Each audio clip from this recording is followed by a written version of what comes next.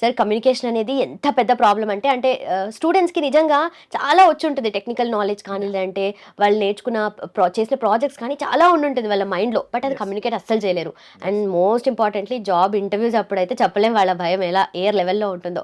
కొంతమంది అయితే multiple interviews attend అవుతున్నప్పటికీ ఆ ఫియర్ అలాగే ఉండిపోతుంది. Yes. సో కమ్యూనికేషన్ విషయంలో ఇన్నోమాటిక్స్ ఎలాంటి కేర్ తీసుకుంటుంది, స్టూడెంట్స్కి ఎలా కమ్యూనికేషన్ అనేది నేర్పిస్తుంది? There will be dedicated communication skills, okay na? So, and not only communication, even how to prepare for an interview. అసలు ముందు ఎలా గ్రూమ్ అయ్యి వెళ్ళాలి. ఓకే. చాలా మంది ఇట్లా చెప్పులు వేసుకొని టాన్ జీన్స్ వేసుకొని వెళ్తూ ఉంటారు. So definitely these sections will be there.